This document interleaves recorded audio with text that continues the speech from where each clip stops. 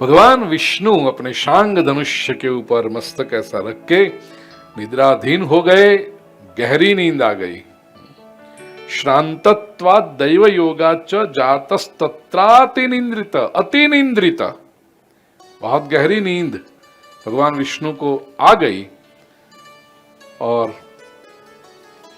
यहां पर ये राक्षसों का जो उधम मचा है, सब देवता एकत्रित हुए।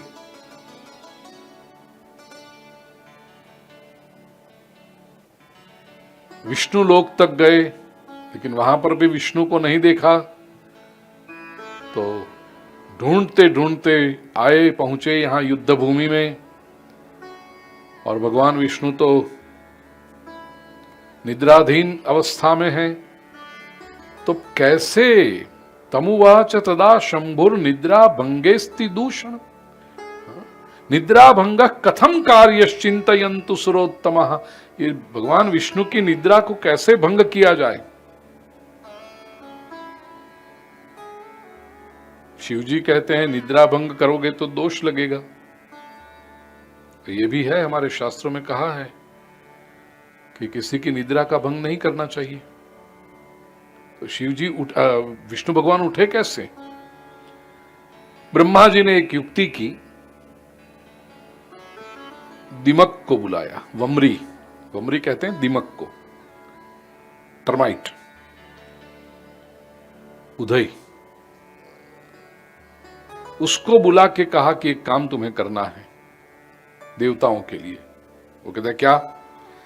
ये भगवान विष्णु का जो धनुष्य है ना, जहां से ये पनच, ये प्रत्यंचा बंधी हुई है, वहां का थोड़ा हिस्सा तुम खा लो तो पनच छूट जाएगी। थोड़ी सी ऐसे पनच छूटेगी तो एक जर्क आएगा, और जर्क आएगा तो विष्णु भगवान उठ जाएंगे।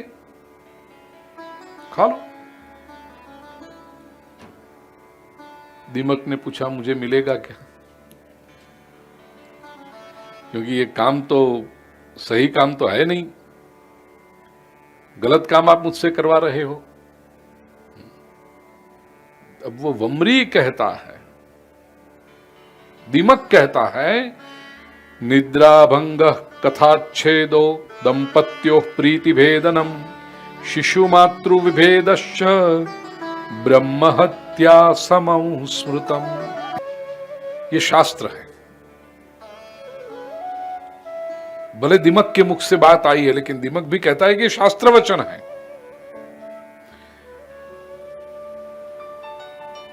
ये चार बातें जो है ना, वो ब्रह्म हत्या के समान है। बहुत पाप लगता है उसका, ब्रह्म हत्या के जैसा। कौन सा? उसमें पहले कहा निद्रा भंग, किसी को नींद में से उठा दो, किसी की निद्रा को भंग करो तो वो ब्रह्म हत्या के जितना पाप लगता है। कथाच्छेदो, किसी को कथा में से विघ्न करो। कोई एकाग्रता से कथा श्रवण कर रहा हो और बीच में जाकर के उसको ऐसी कुछ उंगली करके या तो इशारा करके बाहर बुला लो, ये कथा में किसी को एक श्रवण करते हुए विघ्न करो, वो ब्रह्म हत्या के जितना पाप है।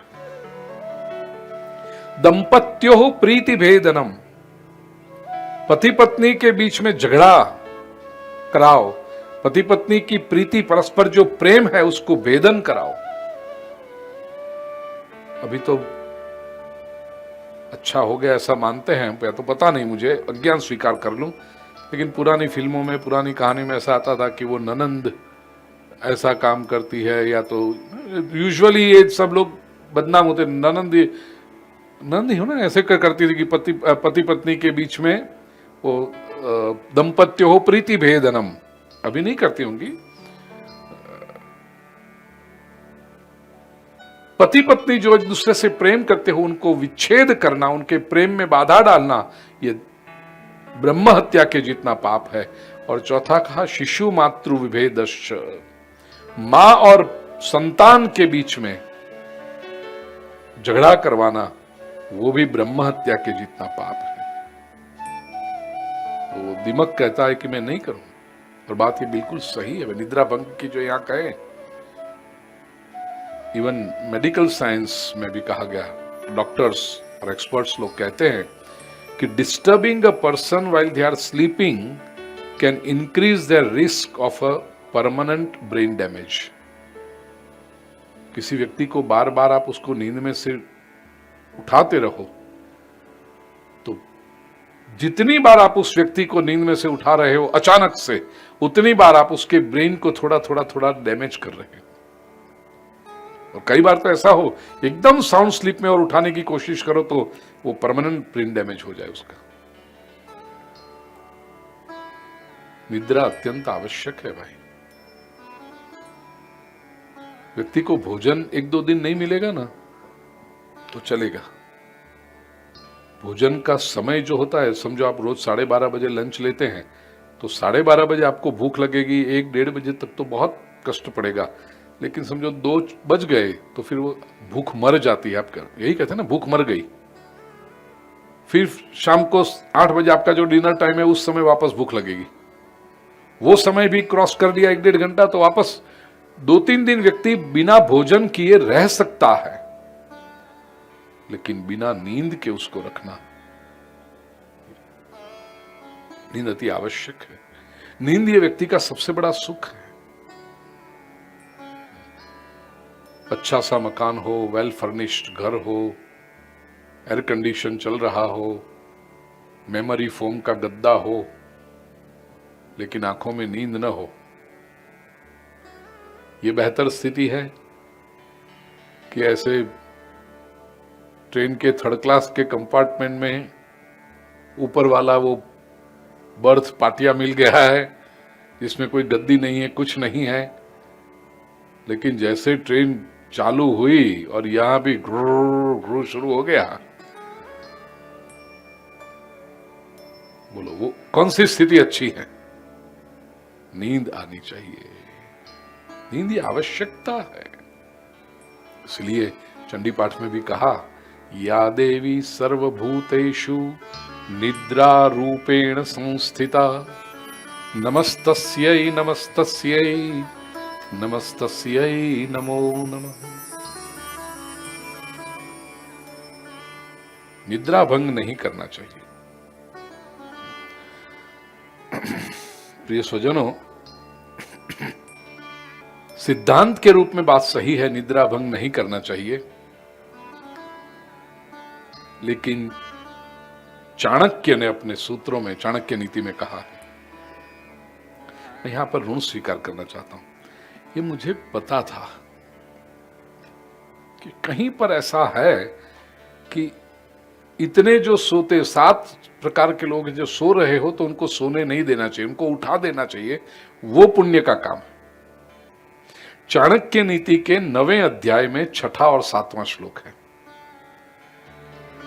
विद्यार्थी सेवक पांथ क्षुधार्तो भयकातरः भांडारी प्रतिहारी च सप्त सुप्तान प्रबोधयेत्। चाणक्य कहता है। और कुछ ऐतिहासिक महापुरुष जिनके प्रति मेरे अंतःकरण में अत्यंत आदर है और मैं दृढ़ता से मानता हूं कि ये महापुरुष यदि न होते तो हम क्या होते वो ये नहीं कह सकते, कम से कम अभी जो है वो तो नहीं होते हम। आज के हमारे जीवन में जिनका कंस्ट्रक्टिव कंट्रीब्यूशन ऐसे महापुरुषों में, चाणक्य, श्रीमद आदि शंकराचार्य, ऐसे महापुरुष। चाणक्य नीति, चाणक्य जी कहते हैं कि ये 7 लोगों को सप्त सुप्तान प्रबोधयेत्, ये 7 लोग यदि सो रहे हो तो भी उनको जगा दो और उसमें आपको दोष नहीं लगेगा। कौन? सबसे पहले कहा विद्यार्थी, अध्ययन कर रहा है, पढ़ते पढ़ते यदि उसको झपकी लग गई तो उसको जगा दो, तो उसमें आपको दोष नहीं लगेगा। विद्यार्थी, सेवकः, सेवक को जगा देना चाहिए। किसी सेवक को यदि सोते हुए हमने नहीं जगाया और उसके मालिक ने देख लिया तो नौकरी जाएगी बेचारे की। उससे तो अच्छा है कि हम जगा दें उसको। विद्यार्थी, सेवकः, पांथः, यात्री जो हो कोई, यदि रास्ते में यात्रा करते करते कहीं पर भी उसकी नींद लग गई तो कोई चोर लुटेरा उसका सामान ले जाएगा, यात्री को जगा देना चाहिए। क्षुधार तो भूखे व्यक्ति को, नहीं बचपन में होता था, खेल करके आए हैं, भूख जोरों की लगी है और अभी भोजन बनने में आधा घंटा 1 घंटा की देरी है, बच्चे सो जाते हैं। अब यदि उस समय कहोगे नहीं सोते को नहीं उठाओ, तो अब तब सुबह उठेगा, वो खाना उसका बाकी है भोजन। तो क्षुधार्ता जो भूखा व्यक्ति है उसको यदि नींद लग जाए तो उसको उठा के पहले भोजन कराओ, फिर कहो सो जा। तो भय का तरह, डरा हुआ कोई व्यक्ति हो, भयग्रस्त हो, तो उसको भी नींद से उठा दो। भांडारी, भंडार की रक्षा कर रहा हो, भंडारी शब्द है ना, वो अन्न का भंडार हो, मूल्यवान वस्तुओं का भंडार हो, उसके बाहर जो खड़ा है भंडारी, सेफ डिपॉजिट वॉल्ट का जो ऑफिसर हो, तो उसको सोते नहीं रहने देना चाहिए। प्रतिहारी च, आपके बिल्डिंग का वॉचमैन सो जाए, आप कहीं आपको रात में कहीं गए थे किसी फंक्शन में, देर हो गई, 12:30-1 बजे आप लौटे और वॉचमैन सो रहा है, तभी आप कहोगे अरे किसी को नींद में से उठाएंगे तो ब्रह्म हत्या का पाप लगे, इसको उठाओ, ये चौकीदार है, उसका तो जागना ये कर्तव्य है। चौकीदार लोग सोए नहीं ना, इसलिए पहले तो प्रथा थी, मैंने बचपन में देखा है, घूमते रहेंगे, हर आधे घंटे में 1 घंटे में डंडा पटकते रहेंगे। हाँ, रात को वो डंडा वो पटकते, उसके डंडे के पटकने की आवाज आनी चाहिए, तो वो एक प्रमाण है कि वो जाग रहा है। और ब्रिटिश टाइम में तो ऐसा था कि आलबेल करता है वो। आलबेल शब्द कहां से आया? क्योंकि चौकीदार ऑल वेल ऐसा उसको निकलना पड़ता था रात को, कि ऑल वेल का आलबेल, तो चौकीदार को सोने नहीं देना चाहिए। ये 7 लोगों को नींद से जगा, और यही चाणक्य अगले श्लोक में कहते हैं कि अभी जो 7 मैं बता रहा हूं उनको तो सोते रहने दो, उनको कभी मत उठाओ, वो सोते ही अच्छे हैं। कौन से? अहिनृपंच शार्दूलम किटिंच बालकं तथा परश्वानंच मूर्खंच सप्त सुप्तान न बोधयेत। अहि सर्प, आप कहीं जा रहे हो, रास्ते में सांप सो रहा है, जाके उठाओगे उसको सोते ही रहने चाहिए। अहि नृप, राजा को, राजा भी सो रहा है तो उसको उठाओ मत, नहीं तो राजा अर्थात ऐसा कोई भी सत्ताधारी व्यक्ति हो, सो रहा है तो उसको उठाओ मत, नहीं तो उठ के वो सीधा गुस्सा करेगा। शार्दूलम, शेर, शेर यदि सो रहा हो तो उसको उठाओ मत। किटिंग, किटिंग का अर्थ है वो सुअर, डुक्कर, उसको भी सोते से उठाते नहीं। बालकम तथा, बालक भी सोता हो, आधी नींद नहीं, कई बार हम छोटे बालक हैं करे और वो ची करे, अरे हम इतना प्यार करें उसको, ये रो रहा है, नहीं उसकी नींद खराब हुई ना, इसलिए जरा क्रैंकी, हाँ क्रैंकी हो गया है बालक, क्योंकि उसकी नींद आधी है। परश्वानम, किसी दूसरे के कुत्ते को सोता हुआ मत उठाओ, परश्वानम। और मूर्ख व्यक्ति यदि सो रहा हो तो उसको उठाने में कोई फायदा नहीं है, ये 7 को मत उठाओ।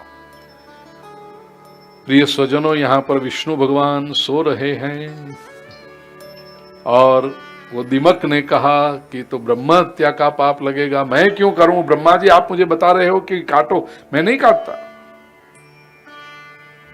सर्वस्वार्थवशो लोकः कुरुते पातकं किल, ये तो पाप का काम है। और सिद्धांत ऐसा है कि मनुष्य को पाप जब करे तो कब करता है? जब उसको कुछ स्वार्थ दिखाई पड़े। देखो, कोई भी व्यक्ति स्वभाव से बुरा नहीं है, वो पाप तभी करेगा जब उसको कोई स्वार्थ दिखाई पड़ेगा।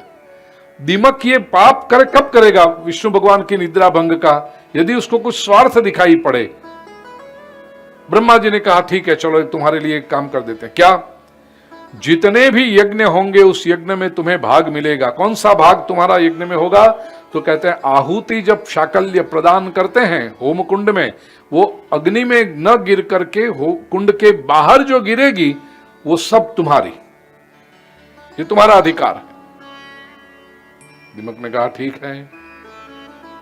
प्रिय स्वजनों भी ध्यान रखना, होम कर्मणि पार्श्वे च हविर्दानात् पतिष्यति तत्ते भागम विजानीहि कुरु कार्यम त्वरान्विता।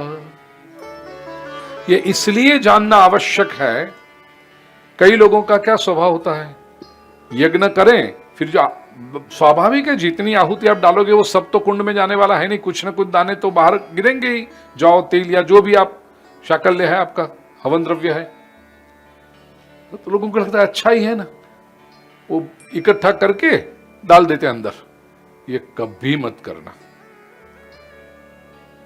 ये जो नीचे बाहर गिरा है वो दीमक का हिस्सा है, उसको कहीं ऐसी जगह पे जहां पर दीमक या ऐसे दूसरे पशु जीव उसको खा सके उस तरह जाके डाल देना, उसका विसर्जन ऐसे करना।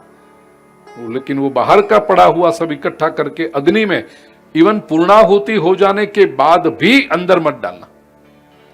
माने तो अच्छा है द्रव्य, थोड़ा धूप हो जाएगा, अच्छा है सुगंध आएगी, नहीं, वो दीमक का अधिकार है। ठीक। दीमक ने जाकर के इत्युक्ता ब्रह्मणा वम्री धनुषोग्रम त्वरान्विता चखाद संस्थितम भूमौ विमुक्ताज्या तदा भवत। जैसे ही दीमक ने वो धनुष्य का अग्रभाग खाने की शुरुआत की कि धनुष्य की जो जिया है, उसकी जो डोरी है वो एकदम से छूटी। और आपको पता होगा धनुष्य ऐसे तो सीधा रहता है और उसको एकदम रस्सी से खींच करके टेढ़ा किया जाता है बो शेप में, ऐसा तो एक टेंशन है उसके अंदर, रस्सी से खींचाओ। और वो रस्सी जब खुलती है एकदम त्वरा से खुली, और ऐसी खुली वो विष्णु भगवान का सर कट के चला गया, विष्णु भगवान का शिरच्छेद हो गया। ब्रह्मा जी, शिव जी ने सबने विष्णु भगवान का ये मस्तक रहित शरीर को देखा, और मस्तक कहां गया वो भी पता नहीं चला। बाद में लिखा है कि